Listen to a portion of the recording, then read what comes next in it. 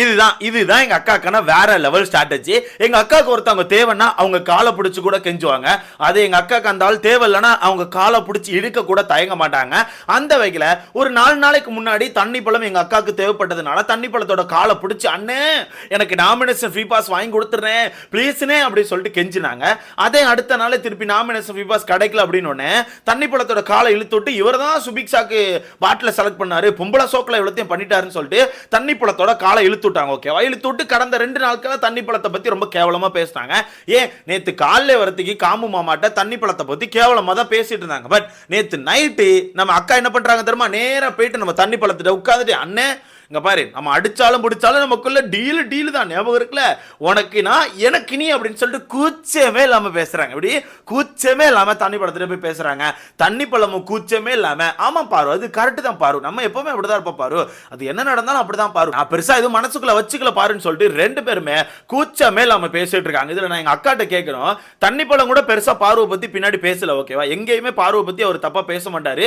அவர் பேசலையா பேசாம வந்துருவார், கடந்து வந்துருவார். ஓகேவா, கண்டுக்காம பாட்டு சுத்திட்டு இருப்பாரா தவிர பார்வை பத்தி அவர் தப்பா பின்னாடி பேசினது இல்ல. பட் பாரு அவர்கள் நேத்து காலையில வரத்துக்கு நேத்து மத்தியான வரத்துக்கு திவாகரை பத்தி பின்னாடி தப்பா தான் பேசினாங்க.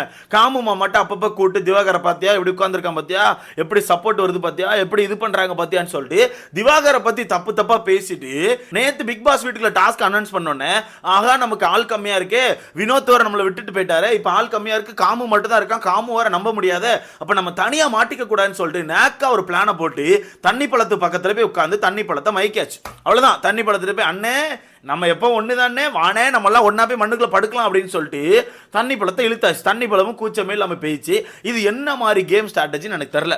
சரி, இந்த கேம் ஸ்ட்ராட்டஜியை நார்மலாக கூட நம்ம விட்டுட்டு போயிடலாம். சரி ஓகே, அக்காவுக்கு தேவை இருக்கு அதனால இந்த கேமுக்கு யூஸ் பண்றாங்கன்னு சொல்லிட்டு நம்ம கடந்து போலான்னு பார்த்தா அப்படிதான் கடந்து போக முடியல. ஏன்னா நேற்று மத்தியான வரத்துக்கு காமு கூடயும் வினோத் கூடயும் ஒன்னா சுத்திட்டு தண்ணி பழம் இப்ப தனக்கு தேவைன்னு காமுவை பத்தியும் வினோத்தை பத்தியும் தப்பா தண்ணி பழத்துல சொல்லிட்டு இருக்காங்க. ஏன்னா இது அக்கா எப்பவுமே பண்ற விஷயம் தான். இது ஆக்சுவலா புதுசு இல்லைன்னு வச்சுக்கோங்களேன், முன்னாடி இதுதான் பண்ணிட்டு இருக்காங்க. பட் கடந்த ஒரு 2-3 நாட்களா காமுவை பத்தி தப்பா பேசாம இருந்தாங்க. அப்ப நான் நினைச்சேன் அக்கா திருந்திட்டாங்க போல, காமு கூட நல்லா கனெக்ட் ஆயிட்டாங்க போல பார்த்தா அதுதான் இல்ல. இப்ப தண்ணி பழம் தேவைன்னு காமுவை பத்தி என்ன சொல்றாங்கன்னா, அவன் சரியில்லை, அவன் கொஞ்சம் பேசுறது எல்லாமே சரியில்லைனே, நான் சொல்லிட்டேனே, இப்ப நீ பேசுற மாதிரி கூட அவன் பேச மாட்டேங்கான், அவன் பேசுற நிறைய இது தப்பா தான் இருக்கு, எனக்கே தெரியுது அவன் தப்பா பேசுறான்னு சொல்லிட்டு. பட் நம்ம என்னென்ன பண்ண முடியும், நம்ம சொல்லதான் முடியும், நான் சொல்லிட்டேனே அதுக்கு மேல என்னென்ன செய்ய முடியும்னு சொல்லிட்டு நம்ம தண்ணி பழத்துல சொல்றாங்க. அதுக்கு நம்ம தண்ணி பழம் பயங்கரமான அட்வைஸ். ஏன்னா அவன் தங்கச்சி இல்ல, தங்கச்சியா செல்ல குட்டியா இப்போ. ஏன்னா நம்ம தண்ணி பழம் வந்து என்ன மோட்ல இருக்காரு நமக்கு தெரியாது, அன்னியன் மோட்ல இருக்காரா அம்பி மோட்ல இருக்காரான்னு தெரியாது. அப்பப்போ தங்கச்சியும் பாரு, அப்பப்போ அதே தங்கச்சிட்ட போயிட்டு செல்லும் அப்படிம்பாரு. அந்த வகையில் இப்ப எந்த மோட்ல பேசுறாருன்னு தெரியல. ஆனா என்ன பேசுறாருன்னா, இங்க பாரு நான் சொல்லிட்டு இருக்கேன், காமு வந்து சரி கிடையாது, காமு வந்து உன் பேரை கெடுத்துட்டு இருக்கான், நீ அவன் கூட சேர்றது ரொம்ப தப்பா இருக்கு, நீ புரிஞ்சுக்கோ, வெளியே தப்பா போது புரிஞ்சுக்கோன்னு சொல்லிட்டு நம்ம தண்ணி போல பயங்கரமான அட்வைஸ் கொடுக்காரு.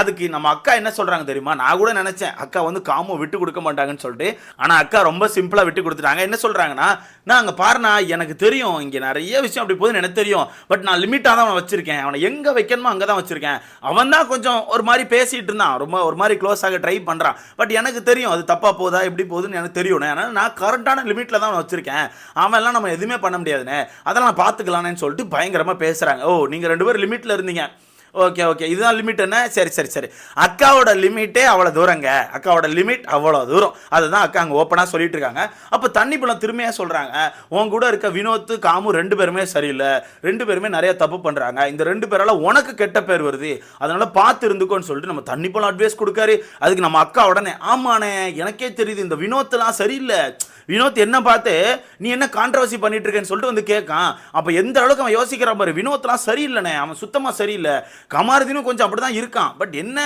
எனக்கு ஏதாவது பிரச்சனை வந்து நிற்கானு சொல்லிட்டு தான் நான் பார்த்துட்டு இருக்கேன், மற்றபடி எனக்கு அவன்லாம் தேவையே கிடையாதான்னு சொல்லிட்டு 2 பேரையும் விட்டு கொடுத்து பேசியாச்சு. இதில் அக்கா என்ன சொல்றாங்க, இல்லை நம்ம தண்ணி பழம் என்ன சொன்னாரு, இந்த 2 பேரால விஜய் பாருக்கு கெட்ட பேரா, இதான் சொல்லிட போறேனே, அந்த விஜய் பார்வால தான் இந்த 2 பேருக்கு கெட்ட பேர். ஏன்னா இந்த 2 பேருமே சத்தம் காட்டாம அங்கே எங்கேயும் சுத்திட்டு இருந்தாங்க. முக்கியமாக வினோத் அவர்கள்லாம் அவர் பாட்டுக்கு தண்ணி பழத்தை போட்டு கலாச்சிட்டு எல்லார்ட்டையும் ஜாலியாக பேசிக்கிட்டு பாட்டு பாடிட்டு சுத்திட்டு இருந்தாரு.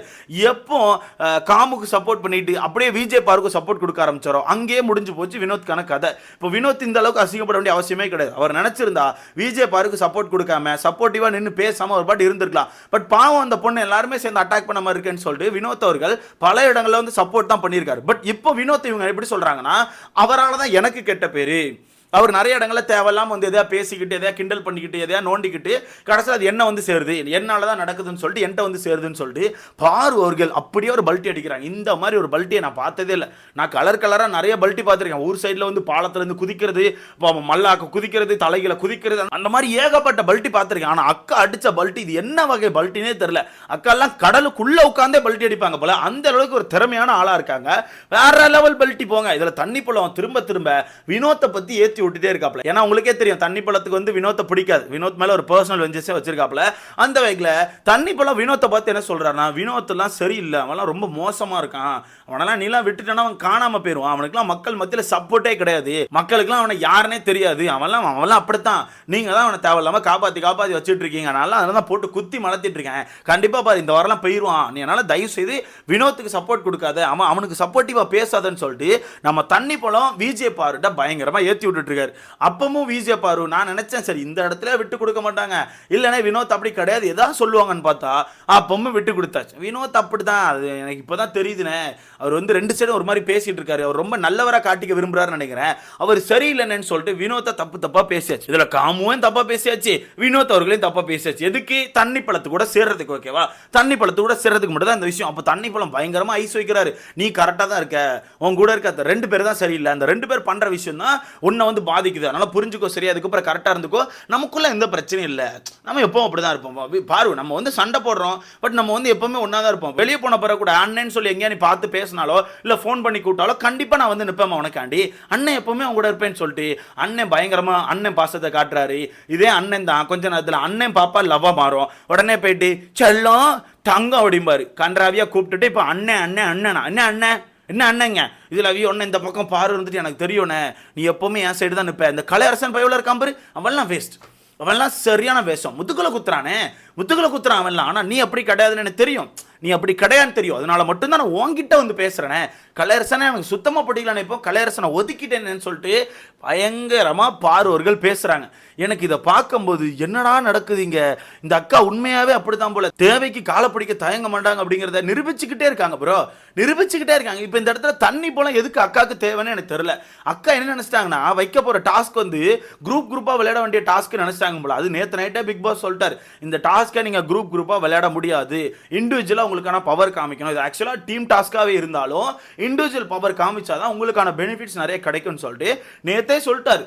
நேற்று அவ்வளோ விஷயத்த சொன்னதுக்கு அப்புறமும் அக்கா எதுக்கு வந்து இப்போ தண்ணி பழத்தை காக்கா பிடிச்சிட்டு இருக்காருன்னே தெரியல. இதில் கொஞ்ச நேரம் கழிச்சு நம்ம காமு அவர்கள் கூட வந்துட்டாப்ல, நம்ம காமு அந்த வந்து உட்கார்ந்துருக்காப்ல, காமு வந்து உட்கார்ந்தோன்னே அக்கா அப்படியே லைட்டாக பிளேட்டை மாற்றி காமு பாரு இப்போ சண்டை போடுறானா என்ன, அவன் சண்டைலாம் போடல, அவன் நியாயத்தை தட்டி கேட்கான், பட் எல்லாரும் சேர்ந்து என்ன பண்ணுறாங்க, அவன் ரவுடித்தனம் பண்ணுறான், அப்படி பண்ணுறான் இப்படி பண்ணுறான்னு சொல்லிட்டு காமுவே ஒதுக்க ஆரம்பிக்கிறாங்க.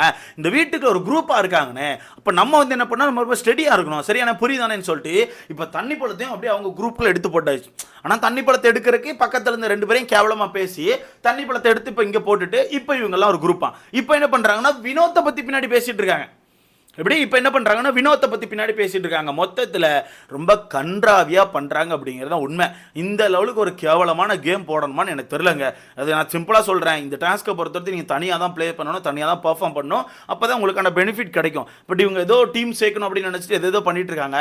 தண்ணி பழமும் கூச்சமே இல்லாமல் பேசுது, விஜய் பார்வதி கூச்சமே இல்லாமல் உடனே போய் எங்கள் காலில் விழுந்து பேச ஆரம்பிச்சாச்சு. இது என்ன இளவு கூட்டணின்னு எனக்கு புரிய மாட்டேங்குது. இதை பற்றி உங்களுக்கான கருத்து என்ன? இந்த கூட்டணி என்ன இளவு கூட்டணி? இதை நீங்கள் எப்படி பார்க்குறீங்க அப்படிங்கறத மறக்காம கமெண்ட்ல சொல்லுங்க.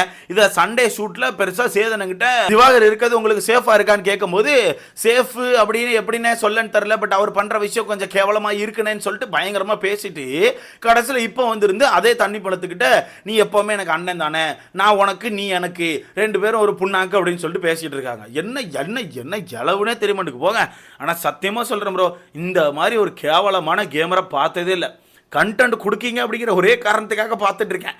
ஏன்னா மற்றபடி இந்த வீட்டில் ஒரு பையன் கண்டென்ட் கொடுக்க மாட்டேங்கான், பூரா பையன் களிமண் மாதிரி சுற்றிட்டு இருக்கான். அந்த அக்கா மட்டும்தான் கொஞ்சம் கண்டென்ட் கொடுக்கன்னு சொல்லி பேசலான்னு பார்த்தா அக்கா ரொம்ப கேவலமான கண்டென்ட் கொடுக்கு காய்ஸ். ஸோ இதை பற்றி உங்களுக்கான கருத்தை இதை நீங்கள் எப்படி பார்க்குறீங்க அப்படின்னு சொல்லிட்டு மறக்காம கமெண்ட்ல போடுங்க. அடுத்த பார்க்கலாம்.